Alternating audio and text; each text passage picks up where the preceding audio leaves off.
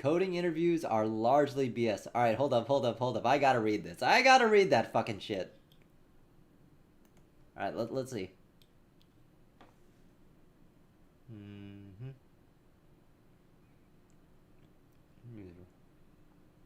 Let's see what is interesting today to read on Hacker News. Hold up. Let's see now. Oh, jog. Yeah, that's pretty cool. Okay, I feel like a lot of these I've actually seen yesterday, so I think only maybe like the top 100 uh top 100 posts here are usually the ones that are new, interesting, and relevant for today. So, give me a sec. I'll get some water, guys.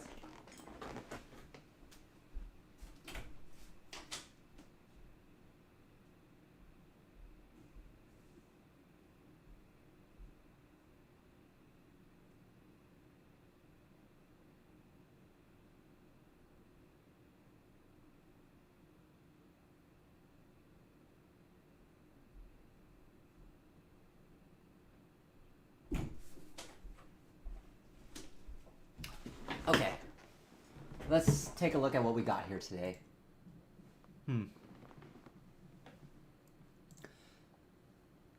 Let's see. You co-screen. All right. Developer interviews, and you are doing them wrong. All right. Let's see why we're doing them wrong.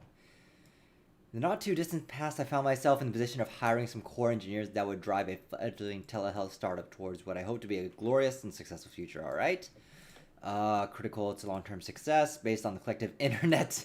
Ha ha ha ha ha ha ha. Okay.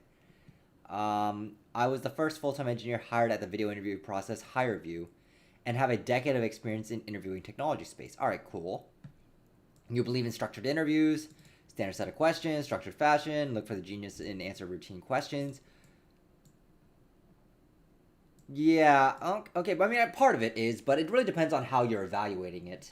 But let's see. You gave him you aced the canned online coding challenges, various, and then like you thought he'd be good. He had issues checking out the code base, spent a week tailoring his IDE and development tools before he could start working on a project. Quirky perfectionism, pair programming, a fairly basic time zone problem, take ages for him to type out a single line of code, get lost navigating around a project, confounded by reading other people's code. He was extremely academically savvy, but not savvy in the act of building software. Deep engineering research project, but clear he wasn't a right fit for us. Okay, so he hired the wrong guy. Okay. All right, so then how would you make it better? That's my question. He basically made a wrong hire, but then the question is, how do you do this? So.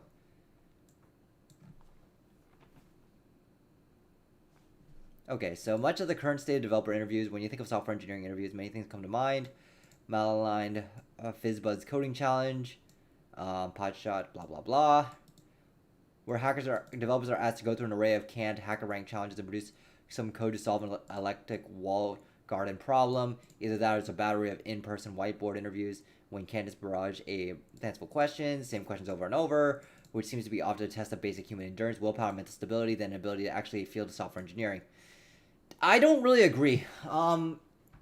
My own perception, based on my results, what I've seen my clients get, and what I've seen how they progress in their career, is that the most optimal way to solve these problems is to actually approach this like an actual engineering challenge.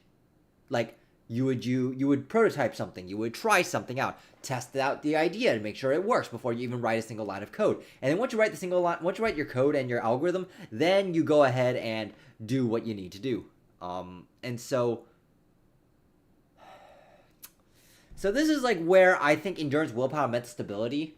I mean, part of it, that's what part of being a professional is. Like, you, as a professional, we are expected to code and deal with a lot of bullshit. But we still deliver things on time and to the expectations that people have. So my question is, what's the problem? Having a project manager straight out hated his job, hated the interview process, didn't respect his boss, wanted to quit, and the organization was completely dysfunctional. Yeah, we all run into that. So When you make the employee gauntlet, you're making the employees enforce, guard, promote, and purvey human misery. And fix it. Yeah. Yeah, I mean, I've kind of addressed this already. Make the button bigger. Yeah, the question is how... It boils down to how do you approach the engineering process in general. That's the key thing here. Truth of the matter, you can't really define much of these standard programming interviews. Even if a developer aces the company's curated hacker rank, they should be incredibly unmotivated, slow, lacking skill around architectural research, debugging, deployment, reading other people's code, and being well primed and trained on interview challenges. Okay, yeah, sure. Yeah, that means... Okay, so... He has seen incredibly talented, hardworking engineers fall apart in whiteboard interviews because the skills to reason about brain teasers on a whiteboard happen to not align with the same skills they used for years of writing actual software and solving real-world problems. That just means that they solve real-world problems the same exact way, copy-pasting things. I mean, or you're asking them a really simple, really stupid shit question about a brain teaser. Why would you ever do that? I would say the rate of finding a good engineer versus a bad one based on traditional interview techniques is no better than a coin flip. Well, I think you're fucking wrong, dude. And I would wager the plurality of technical interviews would tell you the same thing. No, not at all. I mean, granted, I do have a vested interest in helping people actually ace the technical interview.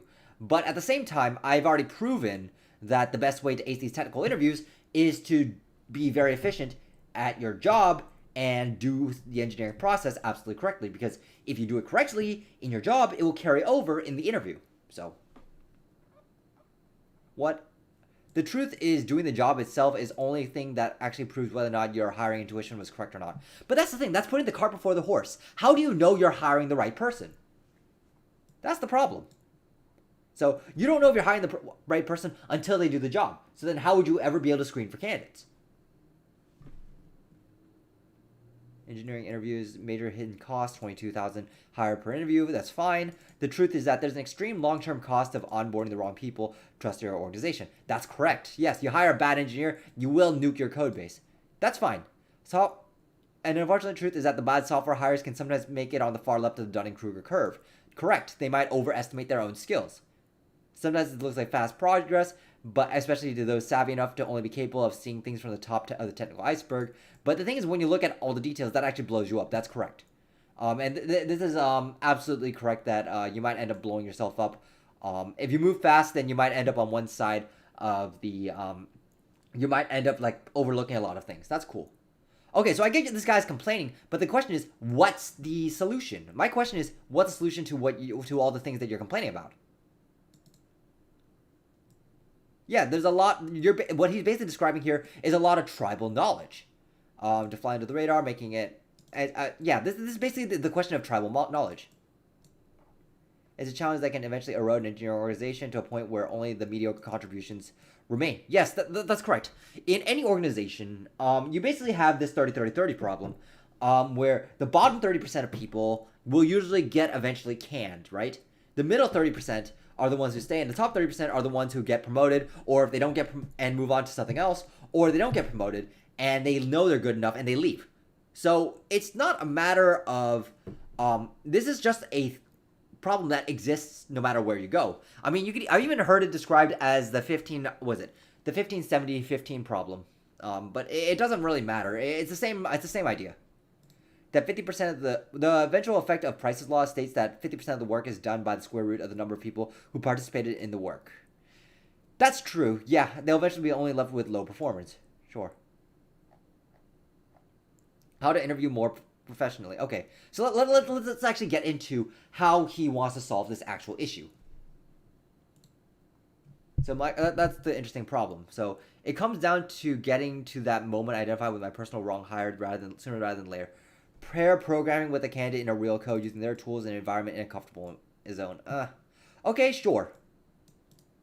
Why is this a good technique? It's holistic. It tests the interviewer can appropriately architect a project. It gives the developer a warrant to create and solve problems in their own way. If the problem is good, it can test multiple of actual development skills. Sure. It's basically, what he's basically talking about here is putting the developer in an actual simulated environment. I think this is actually a trend a lot of the industry is going towards. But the thing is that it's based on execution. And the problem with a lot of this is that a lot of the things that these companies look for are very unique and natural to the own company. So let me give you an example. Suppose that you've been an Android developer for like 10 years, right? You know the latest and greatest architecture components. Now, and that's what you've been like, that's a habit, that's your habit, right? Now, let's suppose that you move on to another company and their tech stack is completely proprietary and they use, maybe something that might be 3-5 years out of date. How do you test for that? You might have some basic API skills. It's just that the level of difference, depending on whether or not a company keeps up with the trend of what is fundamentally out there, is more so the actual test.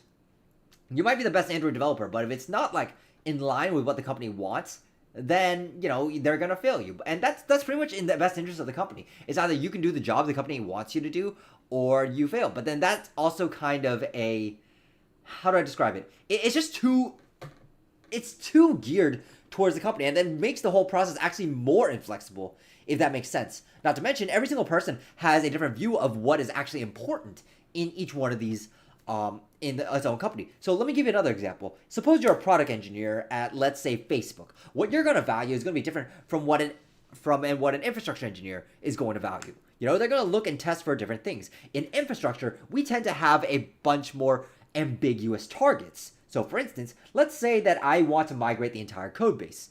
What does that even look like? How am I even going to do the migration? And what does the end state, what does done here even entail? Compare that to a product engineer who is given like the end result. He knows what the product is going to look like at the very end. He's got a very defined goal here.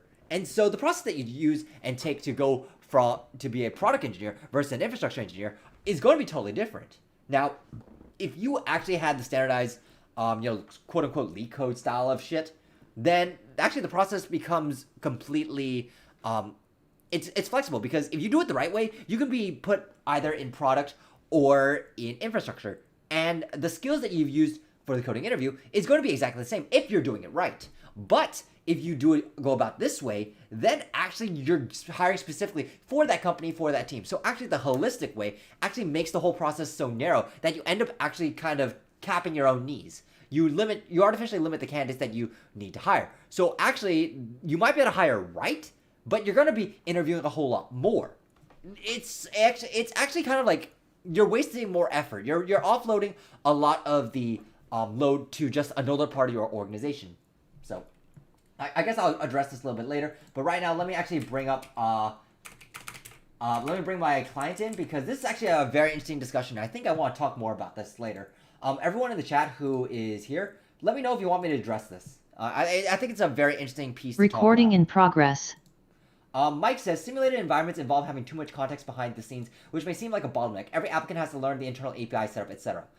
Half true, only because like the what's it called? Whatever, when they give you like a simulated environment or whatever it is, they actually give you a starter project that you might find on like GitHub or like some dummy project. So it's actually very limited in scope.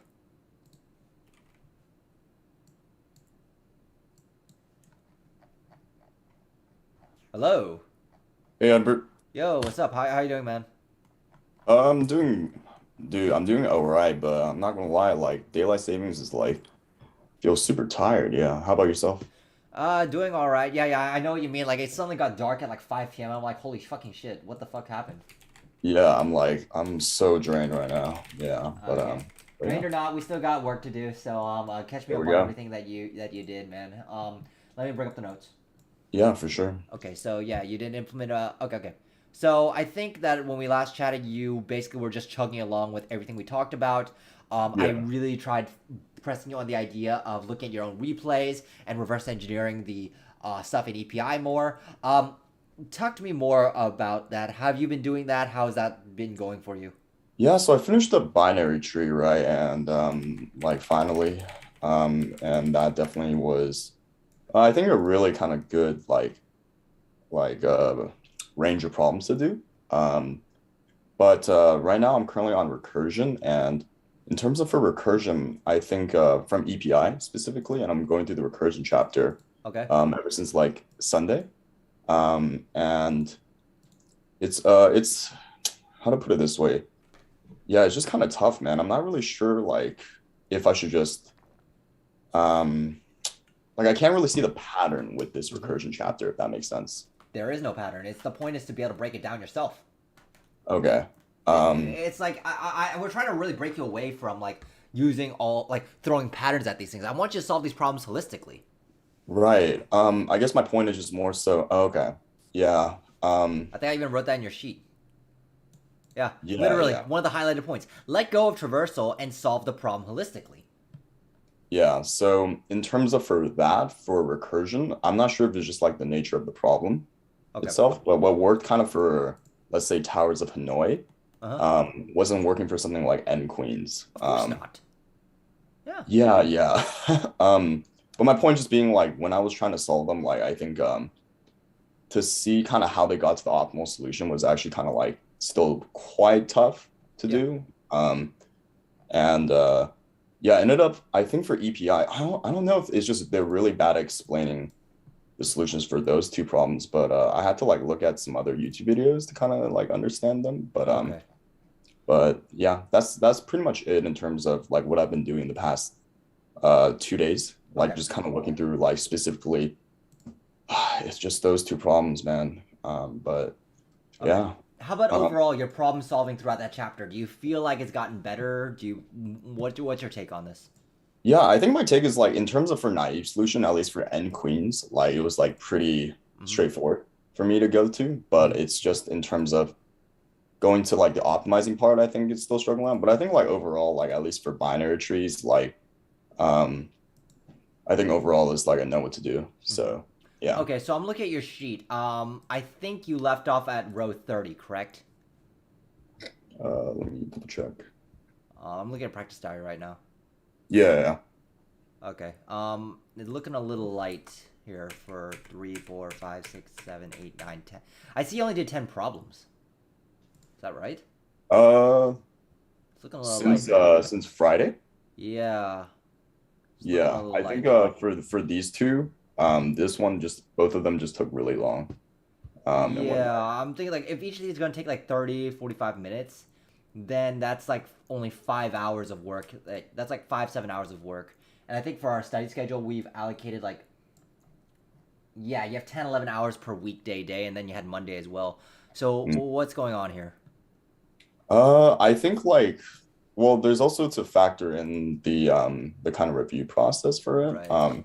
But I think yeah, there's not really any excuse other than just breaks probably are really long that I've been taking. Okay, In I mean, between them. we have you been sticking to the schedule? Yeah, I do allocate the time to do the problems, and I am sitting at like the desk to do them. But to kind of get into the specifics is just more so just like I'll do a problem and then um, yeah, Okay, I'm like requesting it's access on all these docs, so I really want to see what's going on here. okay. This is something's not right here. So let's see. And yeah.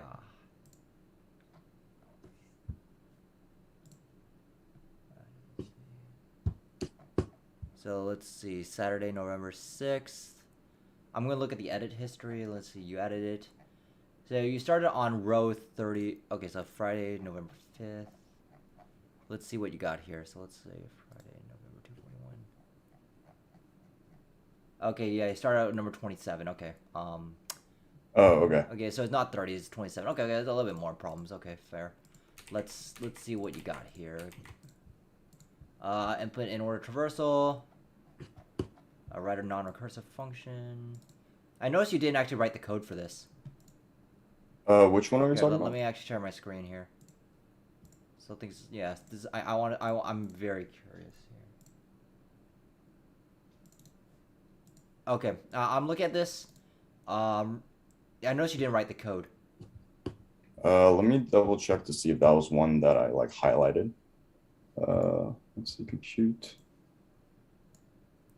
the in order traversal without recursion. Yeah, so that one is the one that I highlighted in red. So that was the one I just when I highlighted in red, it's like I think of one of two scenarios. It's like one, it's It like doesn't look like it's highlighted red. This is implemented in order traversal without recursion. Oh, it is highlighted in okay. red. I see. You're highlighting it so it looks like it's gray. Okay, so that's the one that you weren't able to do. Yeah. Okay, did you try going back over it and comparing yourself with EPI? I did, but I don't I see your didn't write the notes. comments for that one, so I think Yeah. I need to redo that one. Yeah. Yeah, you need to show me the comments for it. That's what I'm talking about. You need to like go over the notes. All right, let's move on. I see you have other stuff. Um, yeah, I need you to write the notes for these. Okay. Okay, let's see. Compute the kth order in order traversal. I think we've seen this. Okay, so compute the leaves of a binary tree. Return the leaves of a binary tree. Should be left to right order. Okay. Do the call stack? Sure. Do the in order traversal. Upon reaching a leaf node, append to global array. Yeah, okay, fine. I really hope you didn't just start off with a traversal and then just like say, oh, that kind of works. Uh, Did you? no. Wait, why? Because if it's like, I remember what I said before. We're trying to break you away from like, oh, just throw a traversal at it and then just hope for the best. I'm trying to break you away from that. I'm really trying to make sure that you can think about the problem holistically. Oh, I mean, for that one, it was like left to right. So I think like, uh, if no dot left, no dot right, do an in order traversal upon reaching. Oh, I think I made like a typo there. Okay. I think probably it's just do like a tree traversal, Okay. and whatnot. Yeah, Fine. because it's like going through like the leaf node. So I think I was since right before it was like implemented in order traversal. I think like I was just flashing through the yeah, that was the error on my part. Okay, fine. All right, let me see this one then. Compute kth order in order traversal. I think we've done this problem before. Nice solution would be to in order traversal, storing each node and counter into an array. Improve this by give a counter and starting at k. Fine. Yep, that's fine. This one should have been very easy for you. Okay, no notes. 30 minutes. Sure. All right, I want to see the compute the successor. Design an algorithm that computes the successor of a node in a binary tree. Assume that each node stores as parent the successor of a node in a binary tree that appears immediately after the given node in order traversal. Naives, yeah, in order traversal until you hit the node, and then set the node that would come after it.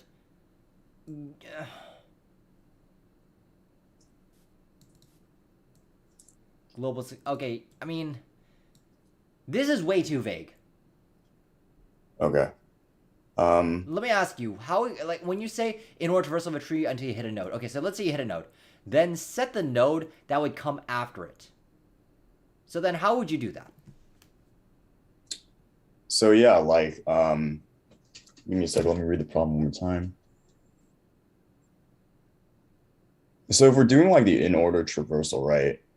Essentially, let's say given the node that we're trying to compute, when we do it like in order, like at every kind of like step, we're checking to see like what node we're on. Uh-huh. And the minute we kind of like hit that node, right, that indicates like right now at this point in time, we're at the node we want to compute the successor for. And so essentially like at the next basically node that comes after it, right? Okay. In the in order traversal, we set that to the global successor variable. Okay, so then, okay. So the idea is like once we hit that node, right, we know the next node that would come after it that we like visit is going to be the global successor variable. Okay, so then let me ask. Okay, so I want you to show me what that would look like in code. I'm very curious. Write the Sure. code for this. Sure. I'm very curious because I don't believe you actually understand how this actually works. I think you do, but you don't actually do it. So I want you to write the code. Okay.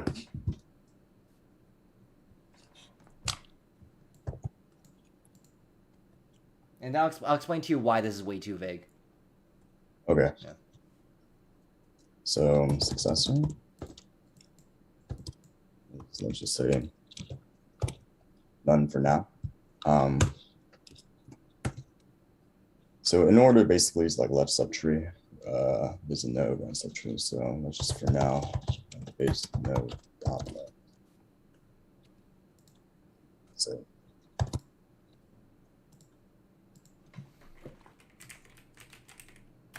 let's just say we're given the given node we want to compute is like something called given. Actually, let's put this here.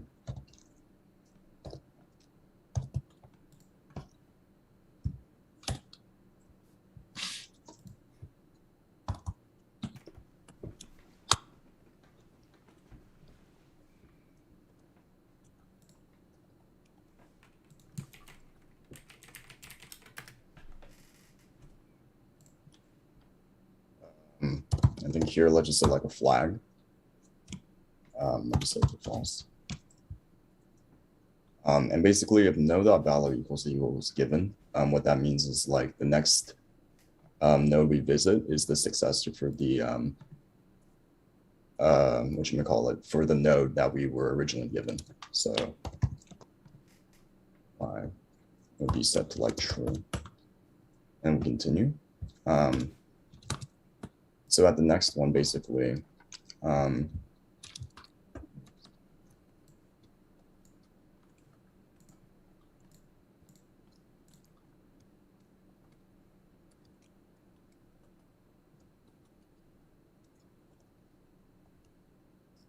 but yeah, I think this was like the general thing I had in mind. Like, yeah. So you're assuming that they will actually give you a node. You're assuming they actually give you the node.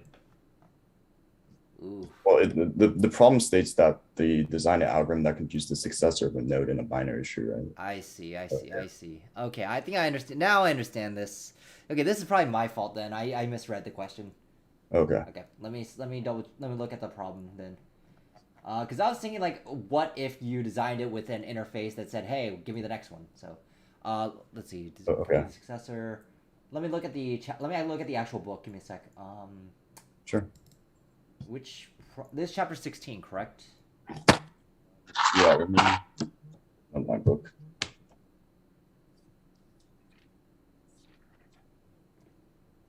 Generate design an algorithm.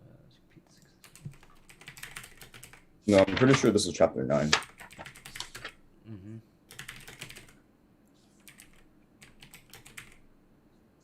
It's 9.9. Okay, got it. In my book, it's like chapter 10. So, let's see. Okay, so got it. Okay, so then. Okay, so you're saying that this is your code then, huh? Yeah. Okay, so in order traversal until you hit the node, then set the node that would come in after the in order traversal. Okay, cool. Yeah. So okay, sure. Yeah. Fine. I'm fine with this. If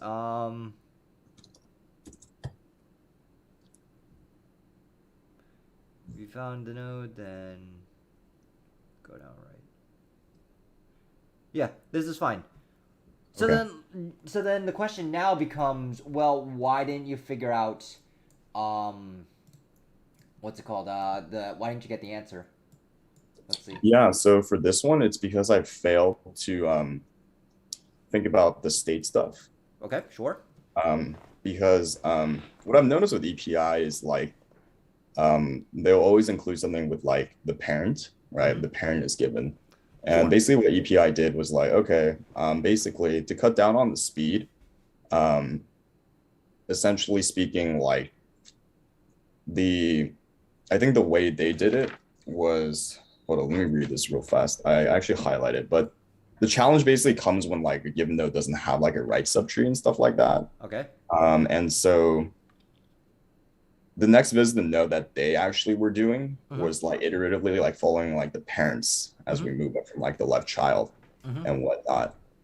So that's kind of how they did it. But yeah, like basically with the in order kind of like traversal, like looking at the structure of the tree, if something is like, let's say the state is like the right subtree is like not empty, right? Because we know that for like a given node, like its successor is most likely going to be for in order traversal is going to be on like the right side, right? So based off of that, it's like they were kind of basically like either I think ignoring or knowing that the successor would be on like the right side, or like they would have to stay on the left side, stuff like that. So let's make it clear. So I would say that the best way to think about this one is, like you said, it states like what happens if you are given a node and the next node is a parent. What happens if you're given a node and the next node is on the leftmost child of the right hand side? That's really it. Yeah. But yeah, this one was like a state one, for which is why I didn't get it. Okay. And I think I didn't get it because I look at the problem one more time, Uh-huh.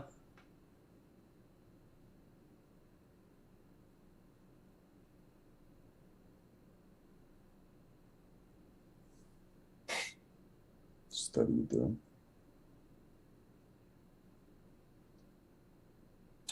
Yeah, I think perhaps it's because I just didn't draw out the tree Huh. to kind of do it. I Draw the just shit didn't out of draw out it. the tree. So I think because of that, I failed to like think about the states for that. Yeah. Okay. Let's go back to your sheet. What is one of the things I highlighted for you? Write out the damn idea very simply, draw it out and run it through. Yeah. Mm-hmm. Seems like you kind of didn't really look at the stuff I highlighted, man. It's kind of the second week this has happened. What's going on? Are you looking at the sheet and focusing on trying to implement the stuff that I talked about and highlighted? I think in terms of, I think I focused a lot on like writing out the idea, Okay. and not drawing out and running through it. Primarily because like I didn't want to like waste time in my head because I wanted to get through as many problems as I can. It's about Um, quality, not quantity, right? We've had this talk before. right. I just want to have like a lot of problems in the sheet, I guess, every time we meet. So I think that's why I'm not drawing stuff out. I don't want you to say, oh, we need to have a lot of problems. I will look at the what's it called, the edit time, your version history, and I can see like what you're putting in. That's not a problem as long as like you're learning from them. That's the real thing here. Okay. Yeah, I think I was like really concerned with trying to get like more problems done. So that's why I didn't draw it out. We've Yeah, had this talk before. It doesn't matter how many problems you do if you don't learn from them. right. And it ultimately becomes wasted time on your time and it becomes wasted time on my time if you don't try to put the things that we've been talking about in these coaching sessions. Right. And so I don't know. I'm a fan of not wasting time. How about you? Likewise, yeah. So do you feel like you're wasting time? Like we've literally talked about all the things that were for like what needs to be done, and I feel like I'm repeating myself. Um, I think I'm not studying or like doing the problems as effectively as I should, Mm-hmm. especially for some of the latter problems because I think I just began to be okay with just stopping at like the naive solution and like quickly kind of looking at what the solution was. So yeah, I think I was wasting my own time. You're wasting your own time. You're wasting my time, man. Yeah. Um, Like once you got the states, once you learn something from that problem, I expect you to carry it over to your next problem because again, we're trying to figure out how to best improve our problem solving strategy for no matter what the problem is. right. Right? And so like if you have to draw things out in one problem, I better see you draw things out in the next problem. Okay. So I hope you drew it out in the reconstructed binary tree. No, did not. Okay. You didn't do that here. Did you do it in at least another problem? Compute the exterior. I don't see you draw it out. I did not see you draw it out. Did you do it in this problem? Okay, you at least drew out the end queens. Fine. Yeah. But I expect you to draw it out like for the rest of the stuff. I don't right now when I'm reading this, like okay, you're writing out the idea, but I don't see you like I don't see you drawing it out. I don't see you explaining it to me like a 5-year-old. To me, like it's like I keep saying explain the idea very simply. And it's just like when I see this stuff, like what the hell is this? Like I have to That's really from the read problem. it. Okay. That's the Idea definition. have 3 functions and then call in the correct sequence. Okay, fine. Question then becomes what is the correct sequence? And I need you to be explaining that to me like as if I was a 5-year-old child. You know what I mean? Yeah. And explain the idea as simply as possible while still covering enough details to make me get the high level idea. Okay. So yeah, so it's like saying correct sequence. Well, that begets the question: what's the correct sequence? Oh, because the exterior is going from like root to left node most roots, so you just go like you call that sequence. It would be in that sequence like root to leftmost, and then you would do leaves, and then from rightmost to root. So it'd be like in that order essentially. Okay. Yeah. All right. But basically, what I'm getting out of all this is that there's not much improvement. Like I think you've stalled out for the past 2-3 weeks because you don't do the replay and you don't do what we talked about in the coaching sessions. At least this is Okay. where I'm getting the practice in your practice diary.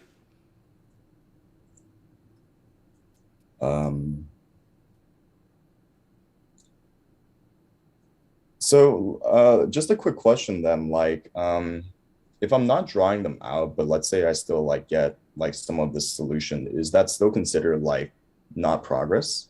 You better be getting the solution if this is what I mean. Like for the questions that you don't get the solution for, I better see you Yeah. trying to draw it out. I better see you trying everything that we've talked about.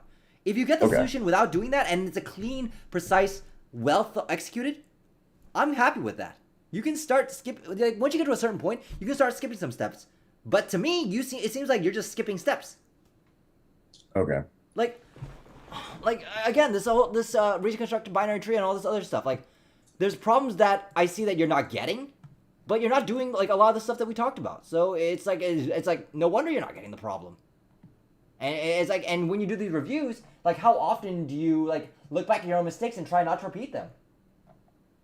I'm doing what you said, like in terms of when I do the problem, like I'll try to review it right after. But then it's Um, not just reviewing them. It's like learning the lessons from them, learning how to avoid it again, so you don't make the same mistake. okay. Like what is causing Then you in to that case, like moving forward, then like,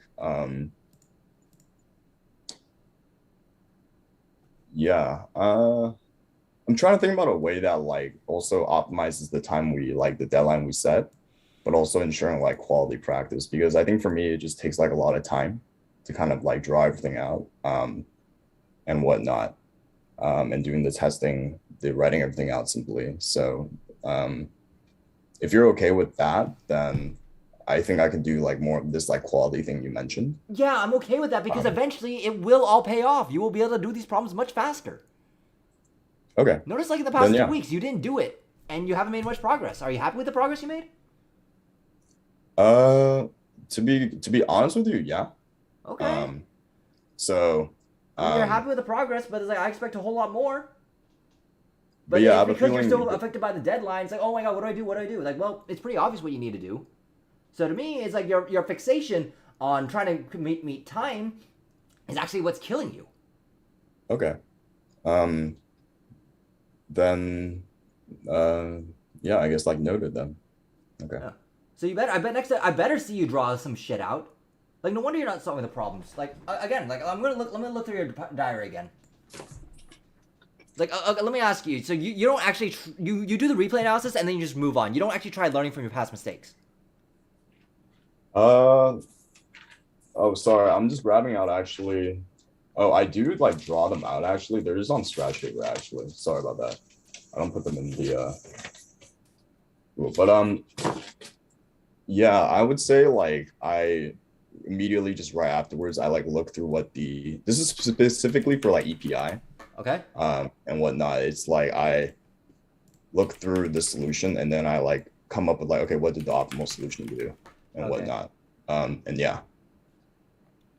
Okay. Let's do this exercise. I'm gonna request access on all the documents. I'm gonna pick a random one from like I don't know, let's say 2-3 weeks ago, and then let's compare it to the one that you did this week, and let's see if you notice a difference. Okay, so I'm requesting a bunch of. I haven't seen this, so let's pick one at random, based on the notes that I have. Okay, so I say write the idea out, hesitation, da da da, over the details, 1028. So let's actually do this. Let's pick one from like 1020, 1029 or 1030. Okay. Okay, let's pick this one. I want you to be honest with yourself as well. Okay, and then let's pick this one. Let's compute reconstruct the order from binary tree traversal. Okay, this one had nothing in it. Let's go to compute the successor. Okay, so this one is here, and then this one is here.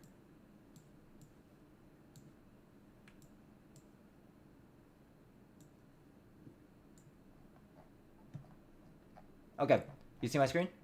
Yeah. I'm comparing you side by side. Does it look like the work is done by different people? Yeah. Really? Okay, so which one's better, left or right? Scroll up. On the left side or right side? Left side. Okay, this is the problem statement. And I'm saying look at the stuff that you did. Okay. Does it look different to you? Yeah, the left side has more testing, right? Okay. Which one Yeah. do you think is the one you did recently? The one I did recently was the one on the right. Okay, so why does the left one look better than the one on the right? Because I wasn't as stressed to or I took more time with it. I was doing everything you said during the coaching sessions in terms of for testing, Mm-hmm. specifically with the stack. Mm-hmm. And if you scroll up real quick, um, yeah, it's like I do DFS plus prefix sum, Mm-hmm. which is like kind of it's not explaining it to a 5-year-old, but like the concept is like still there. Mm-hmm. Like, I'm doing the idea Mm-hmm. and I acknowledge that like the algorithm is where is like pseudocode, whereas the one on the right, it's more just like I kind of just was just like, all right, like here's the naive solution, and there we go. Yeah, Mm-hmm.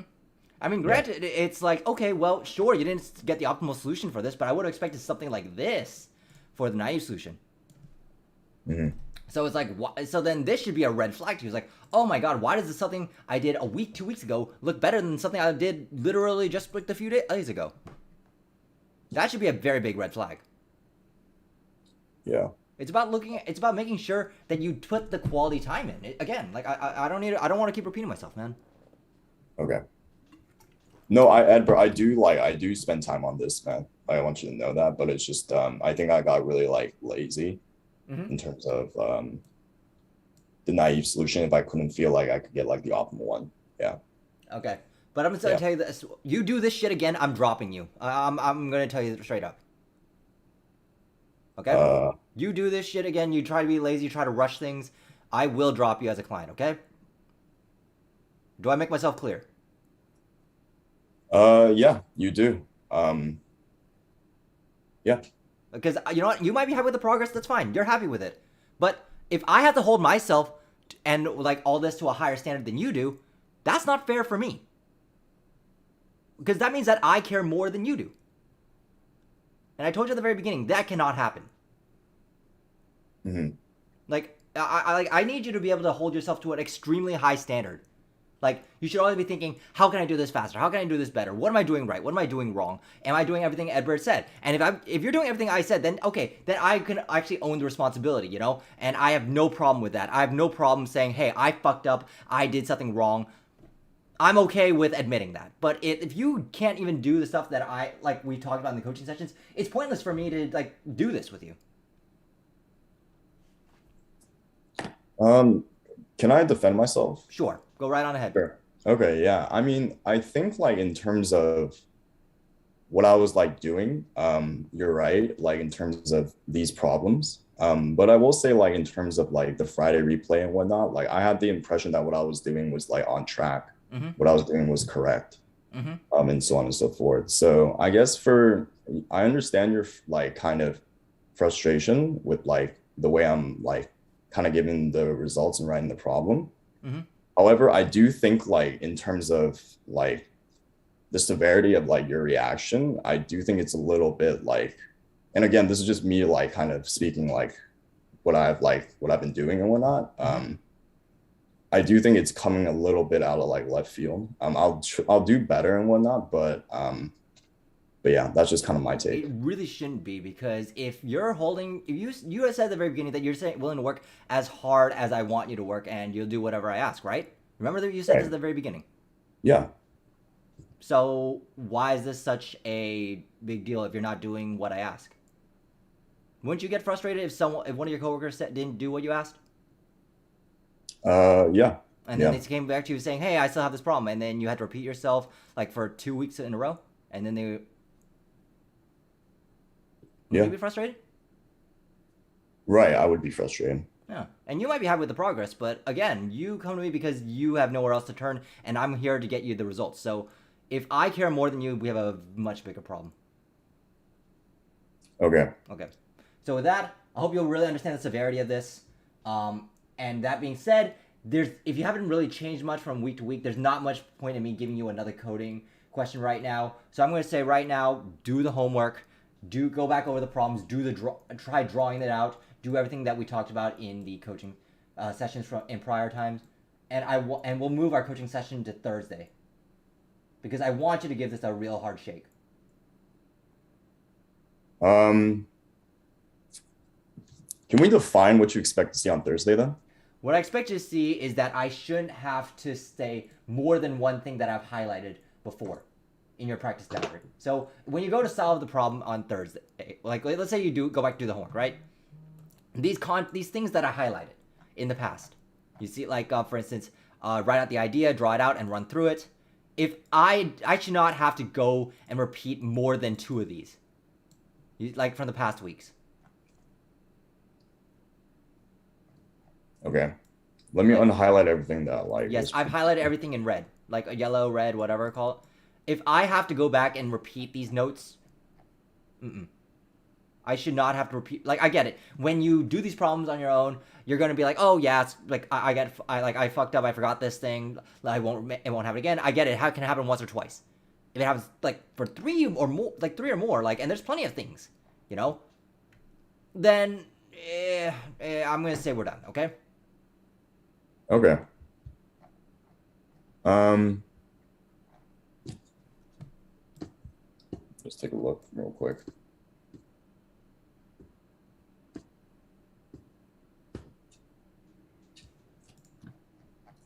Okay.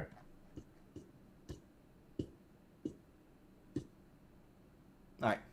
So that we're gonna close it out here. Any questions? Yeah, man. I mean, like, I'll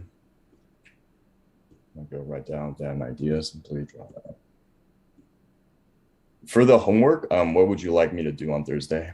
I want you to redo these problems. I want how much left of recursion do you have left?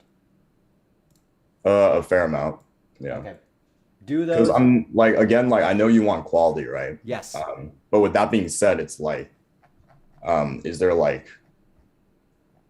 some kind of thing you want me to like do in particular, and whatnot? I want you to do everything that we talked about in the past coaching sessions. No, I meant problem wise. Problem wise, no. I want you to just apply every single one of these techniques that we've been talking about because these apply to no matter, it doesn't matter what problem that you're doing, all these techniques apply. So you want me to do the recursion for the homework, correct? Yeah, do the recursion for the homework. And if you run out of problems, which I highly doubt, go back and do the binary search trees and anything that involves trees. Okay. And the binary tree as well. Yeah. I Okay. think, have you done, let me look at your sheet.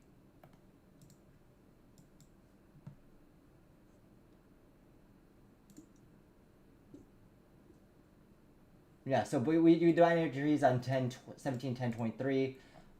Seems like there are some problems that you haven't been able to solve in the past. So go back to the binary trees ones and solve the problems that you didn't do or you had trouble with. Okay. So let me just write that down real quick. So do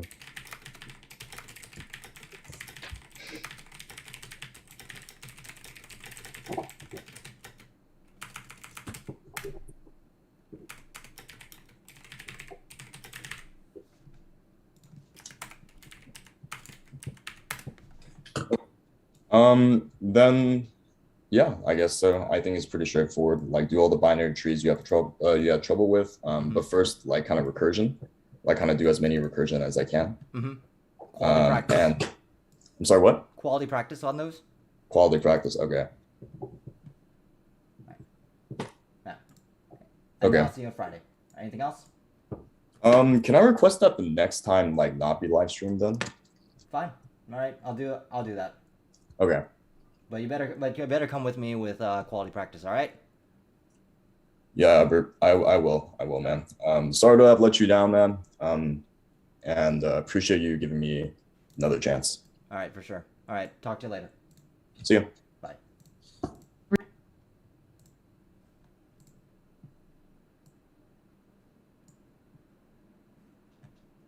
right. So that, well, I mean, that happens. Meh. Sometimes that happens, you know. Sometimes you just need to like let them really know that it's serious, man. Like, I don't have like he has a 10-14, and if he didn't make progress in 2 weeks, this is a really bad problem. We have basically 5 days left to the phone screen, and I need him to really be able to do this. So, with that, we're gonna need to punt this array linked list. Needs to really be good. Okay. If we're lucky, we can actually squeeze this in on the weekend. If we're lucky. All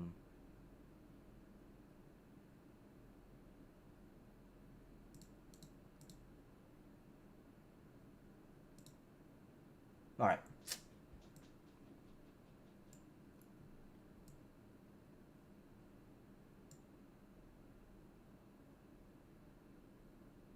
Okay. With that, I think I'm going to stop the stream. There's not much else to really talk about here. Yeah. Sometimes these things happen, man. So with that, thank you for watching, guys. We'll live stream on Thursday tomorrow. We'll live stream on Thursday. And have a good night.